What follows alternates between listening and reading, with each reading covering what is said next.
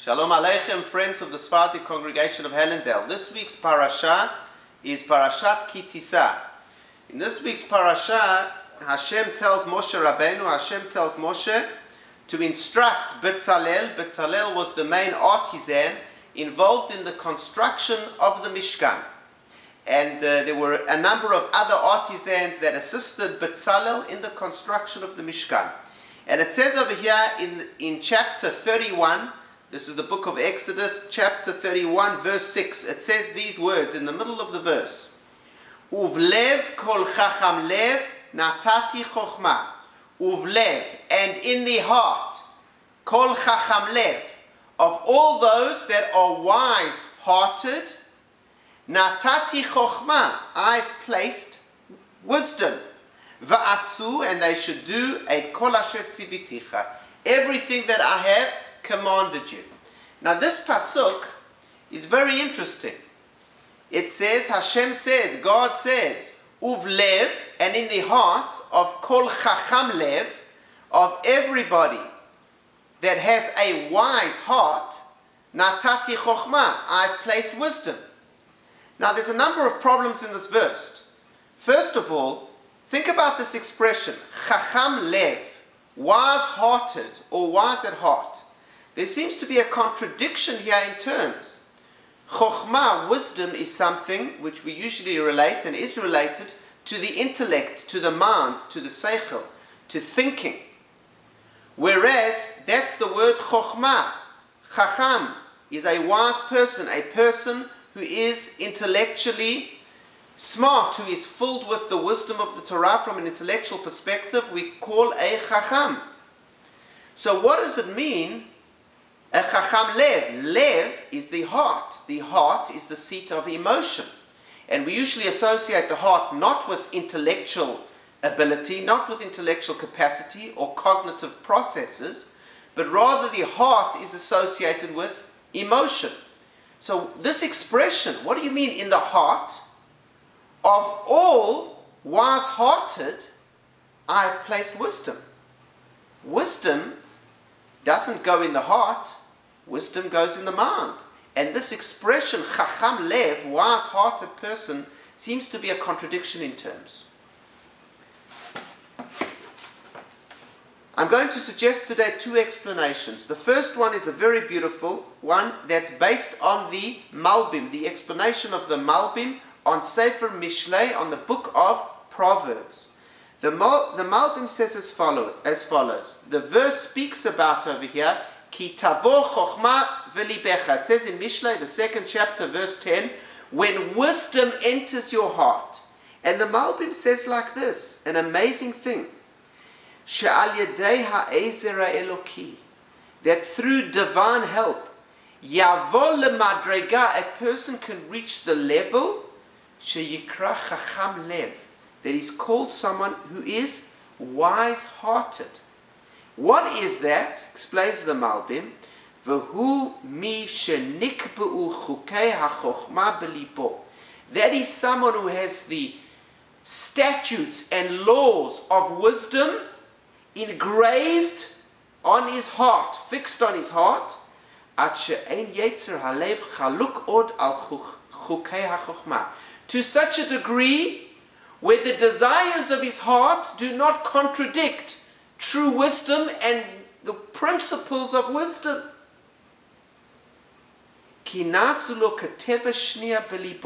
It becomes like second nature in his heart. What does the Malbim mean over here? Rabbi Yisrael Salanta once explained that the longest distance in the world, what's the longest distance in the entire universe? He said it's about 30 centimeters, about 2 feet. That's the longest distance in the universe. The longest distance in the universe is the distance between a person's head and a person's heart. This distance over here is the longest distance in the universe.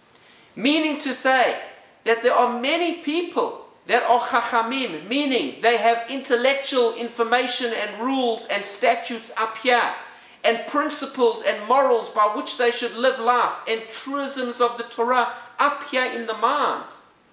But that's not a chacham lev. Chacham Lev is a person who has integrated into the fiber of their very being, into their heart, into their emotions, that intellectual wisdom, so that the human being becomes one integrated entity. There is no distance or gap between the mind and the heart. The heart is perfectly in sync with the mind and its principles. This is what is known as a Chacham Lev. And therefore we can understand this pasuk. What God is saying is, those that have the ability in order to build the Mishkan, the people had to put their heart into it, and their heart and desires and emotions had to, all the spirituality and all the spiritual principles had to come through, and they had to build it with that emotion to create a Mishkan, a sanctuary for God. And therefore, Hashem says, I am going to give people wisdom, people who have the ability to integrate that wisdom into their very lives, and therefore to construct a Mishkan, a sanctuary filled with beautiful spiritual principles, their heart, their emotions, their desires. That will create a Mishkan, that will create a sanctuary. And friends, this really, in a sense, is our life's mission. Yes, there's a mitzvah to study Torah, to learn Torah, to obtain information. But when it stops there, that is not really the ultimate will of God. The ultimate will of God is that we become the Torah that we learn. This is a very difficult thing. It doesn't take a day, it doesn't take an hour, it doesn't take a week, it doesn't take a month, it doesn't take a year. It is a life project to integrate into the fiber of our very beings those principles of the Torah that we learn. And there are many ways to do this. One great way is by writing things out, constantly thinking about things, speaking to people, acting based on those principles. Slowly, slowly, our hearts and our will become in sync with this tremendous wisdom. And this really should be an ideal, and is an ideal for all of us. And Bezrat Hashem, we'll all attain this ideal. And once we attain that ideal, Hashem will automatically fill us, our hearts, with extra wisdom. We will have help from Hashem, that He will penetrate us and add to the wisdom that we have already studied with tremendous siyata d'shma, with tremendous help from Hashem. And Bezrat Hashem, we should all be zocher, we should all merit this. And I want to mention one other similar but related idea that comes from Rabbi Chaim Shmulevitz on this idea of what is a Chacham Lev. Rabbi Chaim Shmulevitz said a very beautiful idea. He said the definition of Chacham Lev, Lev is, yes, it's a seat of emotion.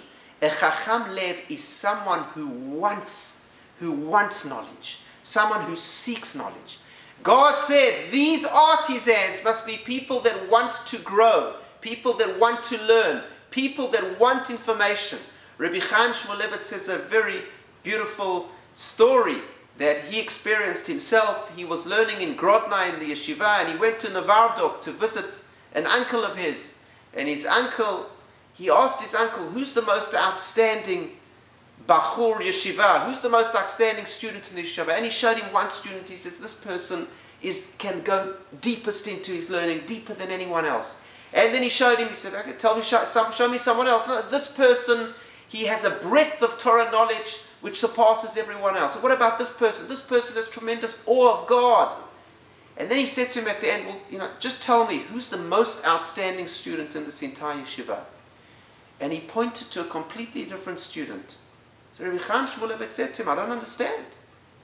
I asked you, who's the most outstanding student? You pointed to this one, you showed me his attributes, you pointed to this one. What is the attribute of this guy? He says, I'll tell you what, this guy is what I call a mevakesh, a seeker. He wants knowledge, he desires it. That person became one of the greatest leaders of the Jewish people. His name was the Stipler Gaon, Rav Kanievsky, Zecher Tzadik Livracha. Yisrael Yaakov Kanievsky, the Stipler Gaon, That was him. He was a Mavakesh. He wanted Torah knowledge, and the Hashem gave him a blessing. He became the greatest, one of the greatest sages in Israel. And I wanted to mention that it says in Pirkei Avot, a very beautiful thing. Eizu Chacham, who's a Chacham? Halomed mikol adam. So the Maharal explains, because someone who learns from everybody, someone who learns from everybody, that shows that they want wisdom. And I want to leave you with an idea that I've been thinking about a lot. I was just reading a biography of a particular individual, and it got me thinking. Every single individual is a book. Every single individual is unique in their makeup, in their background, in their life experiences. There is so much that all of us, every one of us, has an amazing book, amazing story to tell. Some are told, some are not. And for us as human beings to enrich ourselves, I think it's a great thing to try and learn, as it says in Pirkei Avot, from as many people as possible. Everyone has their life motto, their life experience, the thing that stands with them, that they attribute to their success or their failure. There is so much to glean from everyone else, but we have to be a Mevakesh. We have to want wisdom. And Bezrat Hashem, Hashem should fill us, should give us these two talents.